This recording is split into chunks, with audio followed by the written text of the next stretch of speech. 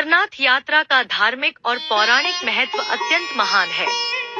कहा जाता है कि अमरनाथ की गुफा में भगवान शिव ने माता पार्वती को अमर कथा, अमरत्व का रहस्य सुनाई थी। इस कथा का श्रवण करना अत्यंत पुण्यदायक माना जाता है। कथा के अनुसार एक बार माता पार्वती ने भगवान शिव से अमरत्व का रहस्य जानने की जिद की।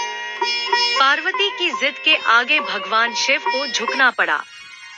उन्होंने सोचा कि यह ज्ञान बहुत गोपनीय है और इसे एकांत में सुनाना चाहिए। इसलिए उन्होंने एक ऐसी जगह चुनी जहां न तो कोई जीव जंतु हो और न ही कोई मानव। भगवान शिव माता पार्वती को लेकर हिमालय के दुर्गम क्षेत्रों की ओर चल पड़े। यात्रा के दौरान उन्होंने अपने वाहन नंदी, बैल को पहलगाम में छोड़ दिया। इसके बाद उन्होंने अपने बाल, जटा गंगा नदी में प्रवाहित कर दी और चंदनबाड़ी में चंद्रमा को छोड़ दिया। फिर महागुणस पर्वत पर भगवान शिव ने अपने गले में लिपटे सांपों को छोड़ दिया। इसके बाद भगवान शिव ने गणेश जी को महागुणस पर्वत पर और 5 तत्वों को अर्थात पृथ्वी, जल, अग्नि, वायु और आकाश पंचतरणी में छोड़ दिया।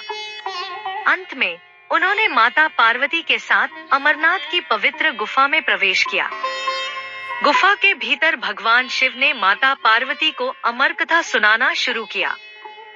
कथा के दौरान भगवान शिव ने चारों ओर ऐसी आग लगा दी थी जिससे कोई भी जीवित प्राणी वहां न पहुंच सके। कथा सुनाने के लिए भगवान शिव ने अपने गले से रुद्राक्ष माला भी उतार दी थी। भगवान शिव ने अमर कथा का वर्णन शुरू किया, लेकिन उन्हें यह नहीं पता था कि गुफा में एक कबूतर का जोड़ा भी मौजूद था। दोनों कबूतर कथा सुनते सुनते अमर हो गए। कथा समाप्त होने के बाद भगवान शिव ने देखा कि माता पार्वती सो रही थी और कबूतरों का एक जोड़ा अमर कथा सुनकर अमर हो गया था। भगवान शिव इस पर अचंभित हो गए और उन्होंने उन कबूतरों को आशीर्वाद दिया। ऐसा माना जाता है कि आज भी अमरनाथ की पवित्र गुफा में वह कबूतरों का जोड़ा दिखाई देता है। इन्हें अमर माना जाता है और दर्शन करने वाले श्रद्धालु इन्हें भगवान शिव और पार्वती का रूप मानते हैं। इस प्रकार अमरनाथ यात्रा उस पवित्र गुफा की ओर जाती है जहां भगवान शिव ने अमरत्व का रहस्य प्रकट किया था।